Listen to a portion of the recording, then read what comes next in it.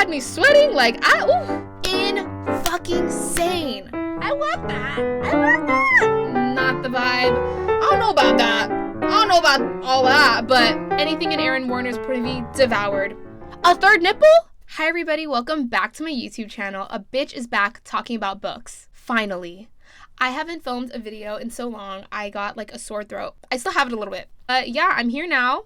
Here to film. It is the end of the year, which means it is time for our 2022 reading wrap up, okay? And this is what this video is going to be. One sentence / really short reviews on every single book that I have read this year. I know there's still 2 weeks left of December, but I'm just going to incorporate everything. Let's start. Let's get started. This year, I read 65 books. I would kind of say it's maybe like 50-ish, just because a lot of these were either graphic novels, which are really short to read, or they're novellas.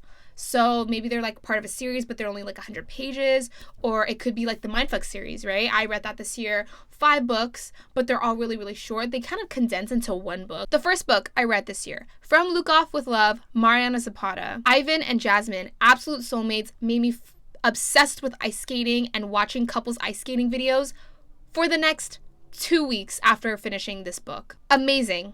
So much respect, love, adoration, soulmates, 5 out of 5. Really memorable romance read. Our Violent Ends, Chloe Gong. Had so much potential, missed the mark. Unpopular opinion, but that is what I think. It felt like reading a history book. The Bride Test by Helen Hoang. Such a generic story, but so cute. The Vietnamese in me was oozing and gushing with love. I thought it was so cute. I didn't care how generic and insta-lovey it was. I loved it. Absolutely ate it up. I thought the scenes were so cute. Games We Play by Dana Isley. This book is Vinnie Hacker fanfiction, and no one can tell me otherwise. This is gamer fanfiction. No one can tell me otherwise, okay? The Heart Principle, Helen Hoang. Not a romance read, as it is promoted. More of a grief study and character developing story for one of the characters. Kind of boring, not gonna lie, but it was fine. It was okay. Kind of skimmed it. The Mindfuck series, The Risk, Sidetrack, Scarlet Angel. Those first 3, good lead up. Romance, kind of not really there, in all honesty. Kind of insta-lovey, but that's fine. All the Lies and Paint It All Red, the last 2. In fucking sane. Amazing, show-stopping, talented, brilliant, incredible, amazing, show-stopping, spectacular. Blah, blah, blah, blah, blah, all the words you can say. Those last 2 in this 5-book novella made the series what it was. So much pain, heartache, anger, freaking action-packed, Criminal Minds energy, Mr. and Mrs. Smith vibes. Oh my god, so good. Amazing series. 5 out of 5. Twisted Hate by Anna Huang. Josh is toxic as fuck, but he makes up for it in the bed. Electric Idol's Katie Roberts. Unpopular opinion, but very disappointing read for me. It is a marriage of convenience, and the marriage did not happen until halfway through, and I didn't really care for the 2 protagonists in this book. Verity by Colleen Hoover. Personally, very predictable, not eerie or creepy or scary in the slightest. And it felt kind of like a try hard, trying to be Gone Girl type situation. And it didn't really work for me. But it was okay. Not bad. The Selection by Kira Cass. The Bachelor is more entertaining to watch than reading this. And I couldn't stand America, the main character. Her, I'm not like most girls. I hated it. Hated it. And no one else in the series was compelling to me at all. Ice Planet Barbarians. I can't wait for Avatar 2 to come out. Avatar Wave Water, if you know what I mean. I love my blue people. And this book was so much more funny than I ever thought it would be. I read this book just for the smut alone. I just wanted to read some smut. And the smut wasn't even that good. But I stayed for the story because the science fiction elements and the miscommunication when it comes to the different languages and different like body parts was so funny. A third nipple? Oh my god, you have a third nipple? That shit got me laughing so hard. Sally Rooney, Beautiful World, Where Are You? A little pretentious, a lot of pretentious, Didn't really care for a lot of the characters. A little uptight, unlikable characters. But I stayed for the romance between Simon and... Is her name Elaine? Elise? I forget the characters' names. But E and Simon, them two. I only stayed for them two. And the emails can go fuck themselves, okay? So boring. Inheritance Games by Jennifer Lynn Barnes. Also, unpopular opinion, didn't really care for this book. Kind of boring. I didn't care for the mystery. And the love triangle, didn't care for it. The main character, Avery, didn't care for her either. I'd rather watch Knives Out. The Sympathizer by Viet Thanh Nguyen. Amazing book. Only skimmed it. Only read it for an audition that I had for the TV show. But from the parts that I did read, from the skimming that I did do, feel like it is necessary reading if you were affected by the Vietnam War. And if you are Vietnamese, you were absolutely affected by the Vietnam War. Every single person who's Vietnamese has been affected. The war didn't happen that long ago. This has affected our parents' generation. Our parents raised us. Anyway, from what I remember reading it, I feel like there's a lot of good shit in there. The Fine Print, Lauren Asher. Average book. The writing did nothing for me. Like, there's nothing special about the writing of Lauren Asher. And the character of Rowan, if he was not a billionaire and he wasn't handsome, there's just nothing about him that oozes any personality to me, which is what I kind of hate about a lot of billionaire romances. But I did love the female protagonist, but I forget her name. But I loved her. I thought she was cool. Hook, Line, and Sinker by Tessa Bailey. An amazing way to end this duology. Fox and Hannah are so good together, and this book is super angsty, in your feels, so different than the first book. The Hawthorne Legacy, Jennifer Lynn Barnes. Worse than the first book. I did not want to continue after this. I had to skim this one. I didn't like it. Did not like it. Sorry. Throne of Glass, Sarah J. Maas. An okay start to an amazing series, but you can tell that Sarah J. Maas was just, she didn't know where she was going with the rest of the series. An okay read, nonetheless. It was fine. A little boring. Kind of just about a girl just going through the motions of like, what's going on? Yeah, nothing happens really. But it's fine. Mystery. Crown of Midnight. Sarah J. Maas. We're getting there. A little more magical elements coming in. The world building is getting a little better. The characters are becoming a little better, but haven't gotten there yet. The Assassin's Blade, Sarah J. Maas. One of my favorite of the series. My top 2. It is number 2 of the series. I was so invested in these characters, in the writing of this one. I absolutely devoured it. I cared so much for Aelin and Selena after this book. There were just a bunch of novellas, but it got me in my feels, got me in my heart, and I devoured it. I absolutely devoured this book. Terms and Conditions, Lauren Asher. It was fine. Declan is like a whatever type of character. This book was forgettable except the very ending proposal scene. I do believe that Declan and Iris are more meant for each other than in the first book couple. But there's just something about the series that felt kind of bland. Heir of Fire, Sarah J. Maas. This is where things change. Chef's kiss.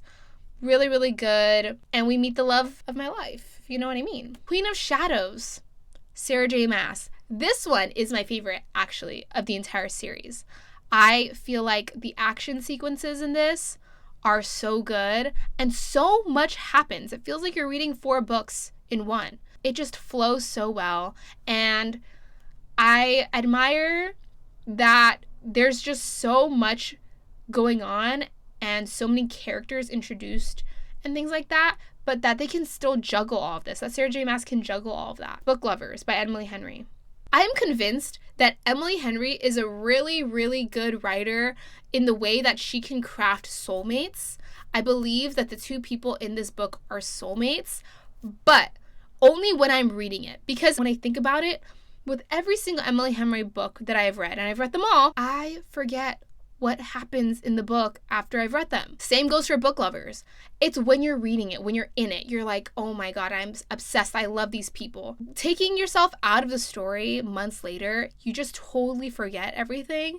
And I feel like they're just such normal people. You cannot describe these people at all and like how they are and like what they do and shit like that. That's what makes it so magical, because they're just normal people, but they're just two normal people that are meant for each other. That is how I feel with Emily Henry and with book lovers. I feel like this book, when I was reading it, was really, really fucking good. Soulmates 5 out of 5, etc., etc. But then I forget everything about it, which makes it so amazing because I can easily go back to reading it any day and it'll feel like I'd never read it before. Reminders of Him, Colleen Hoover. Not the worst Colleen Hoover book that I've read, but not the best either. And this made me bawl my eyes out like a baby. It's not a romance, especially with the Mr. Steal Your Girl stuff. This man's Mr. Steal Your Girl, you know? But it's more of a mother-daughter, parenting, regret, justice type of book. November 9 by Colleen Hoover. Chaotic, insane, scarier than Verity, like Joe from You vibes. I've said this all, but fun to read. So fun, chaotic, toxic, insane, but so fun, I swear to God. Empire's Thorns, Sarah J. Maas. I liked it. I read this one for Elidi and Lorcan. I love them. I shipped them with this book. Tower of Dawn, Sarah J. Maas. Didn't hate it as much as everybody says that they hate it. It was fine. I don't hate Kale. I don't. I actually think he's really hot, but we're not going to talk about that, okay? To Love, Jason Thorne. It's giving a little bit of a stalkery, you know, little one, not the vibe. A little weird with the nicknames. Brother's best friend. It's giving fanfic energy, but I was here for it. It was giving fanfic energy, but I was here for it. Fix Her Up by Tessa Bailey. It was fine, didn't hate it, didn't love it. Very generic, cute, rom-com, good sex scenes. To Hate Adam Connor by Ella Mays. Out of all the Ella Mays books that I've read, this one's my favorite so far. I loved it, and I don't know if it's just because I absolutely adore Lucy, first of all, and second of all, oh my God, those scenes had me sweating. Like, I needed to sleep with a towel, if you know what I mean. You know, I had to be reading this with a towel on my bed. Anyway, yeah. Really good. A not so meet cute Megan Quinn. Forgettable, kind of boring, cute, funny premise, but it kind of went nowhere with it, and the third act conflict made me want to die. It was so eye-rollingly annoying. Twisted Lies by Anna Huang. Not the worst in the series, but not the best. I had a lot of high expectations for it going in. It was fine. It was honestly the most forgettable of the series. Cute couple. Under One Roof, Allie Hazelwood. My favorite of this trilogy, of the little novella trilogy, Under One Roof is my favorite, and it's the best of the three couples. And it was actually a really cute read. I like that. If you're going to read any of the three novellas, I would read this one. Stuck With You by Allie Hazelwood. If you're going to skip any of the three, I would skip this one. The miscommunication in this was through the freaking, roof. It was so annoying. Below Zero by Allie Hazelwood. This one was a fine medium in between, but if you're going to read any of the three novellas, I would just read Under One Roof. Stick with that one. That one's really cute. But if you've read one Allie Hazelwood book, you've read them all. If you love pining, if you're an insane pining trope girly, which is me, read Below Zero too. Below Zero's got that pining in it. It's fine. It's cute. It's fine. The whole trilogy's fine. Where the Crawdads Sing by Delia Owens. After getting through the first 100 pages, I promise you it's worth it. This book was really, really amazing and genre bending, I guess. And it looks boring on the outside, but it's actually really, really good and captivating. Like, I could not stop reading this book. Good book, Where the Crawdads Sing. Heartstopper.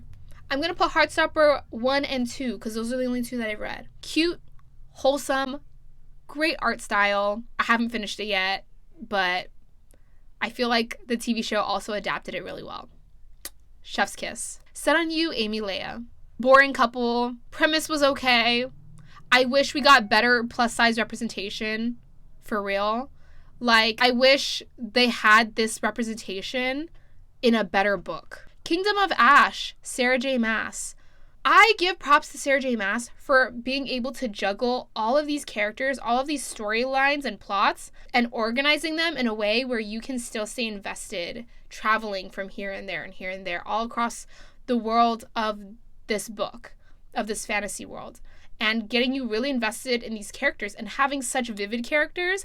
And even though the ending of this series was pretty predictable, I mean, fantasy, like, it's a very predictable ending on how the war is gonna play out. You know, it's a freaking war. Like, one person's gonna win. You know, things like that.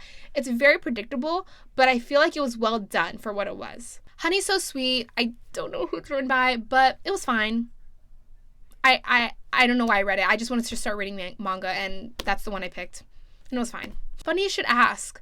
Eliza Sussman, I believe is how you say her name. Kind of boring. The love that this couple have for each other is them just being fangirls of the other person. Of, like, fanning, like, being a fan of the other. And there's just nothing about this book that was just caught my attention. Jujutsu Kaisen, I read quite a bit of them, of the mangas. Very easy to follow. The art style is very good. The panels are easy to follow, and funny. This is a funny series. I liked it. I'm not done with it, though. There's a lot, but I only read, like, the first 4. Hooked by Emily McIntyre. Freaking out of pocket. This is Twisted Love, the book by Anna Huang, but in another font. Really good incorporation of the Peter Pan mythology into this. The thought process of the characters, kind of crazy. Love on the Brain, Ali Hazelwood. It was fine. Frustrating to read. I didn't hate it, but I didn't love it. It was fine. It was a Marie Curie biography, just with some, like, fluff around it. Vicious by V.E. Schwab. A little hard to get through, but really imaginative world. Very intriguing ideas about what death is, morals. I loved it. I was here for it. The American Roommate Experiment. So forgettable. I honestly don't remember what happened. Wait, oh my god, what did happen? Bro, forgettable. Priest by Sierra Simone. Third act conflict had me rolling my eyes so hard and felt like it came out of nowhere. Didn't really like it. A Court of Silver Flames by Sarah J. Maas. I enjoyed it. It wasn't my favorite, but I liked it, and I am kind of excited to see where the continuation of this series goes. Shatter Me by Tahira Mafi. Interesting writing. Very easy to read. I didn't hate it. I liked it. Destroy Me by Tahira Mafi. Devoured. Anything in Aaron Warner's point of view, devoured. Unravel Me by Tahira Mafi. My favorite book of the series. A lot of people say Ignite Me is their favorite. I loved Unravel Me. This book was the one that got me obsessed with it. I feel like the world building's not really there, but you just stay for the characters, for their dynamics. Nothing in this series happens at all. Nothing happens. They have a whole all-out war, but you still don't really understand what happens. Like, nothing happens. They just go from one place and talk to another place and talk, and that is all that happens. But you stay for the romance, and you know what? The romance starts in Unravel Me, and I loved it. I'm a subtext girly, so that's why I liked Unravel Me, because I could read Aaron Warner's subtext. In Ignite Me, he just outright says it, right? Like, that's the confession, and that's just them loving each other. But I love the feeling of pining in the subtext that you get in Unravel Me in that way. Ignite Me, still solid. Still really good. That's what I'll say about that. Haunting Adeline. Boring as all fucking hell. But amazing smut. But unconsensual? I don't know about that. I don't know about all that, but smut was good if it was consensual. Okay, next one. Better Than the Movies. Wasn't better than the movies. It was fine. It was fine. Icebreaker by Hannah Grace. Made me feel insanely single. That is why I hate this book. I loved it, but I hated it for making me feel so single, okay? Like, this is what The Deal by Elle Kennedy was trying to be. It was trying to be this book. Yes. This is what relationships should be. And you know what? Even though these two characters, if you really think about their personalities and all that, maybe they don't fit, but they fit. Like, they were playing house together. That shit is such relationship type shit. Like, I want that. Anyway. It was good. But I hate it, but it was good. Circe by Madeline Miller. The writing is so beautiful. It feels so magical to read Madeline Miller writing, but it was so hard for me to get through this book. I liked it, but I also didn't, but I liked it. All Your Perfects by Colleen Hoover. If Joji's song, Glimpse of Us, was in book form, it would be this. I didn't hate it, but I didn't love this book either. And last but not least, I have 2 more chapters of this next book. Emily Ratajkowski's My Body. Girl is hot and can write. This book is profound and also not at the same time. Like, very obvious, but makes a lot of sense. Not really self-aware about who you are. But overall, the statements about being a woman and what that means and your body and commodification of that and stuff like that. Very interesting. And I feel like her writing is really good. She's a really incredible writer. So that is that for this video. I do have a top 5 and a bottom 5. Maybe I'll go more into depth with it in another video. But thank you so much for watching. Please let me know your thoughts down in the comments below. What was your reading this year like for you? Did you also have a reading slump? This was a horrible year in reading. As you can tell through the books that I read, like, not all of them, a lot of them were amazing. They were just a lot of average reads. Let me know your thoughts, and I shall see you in the next video.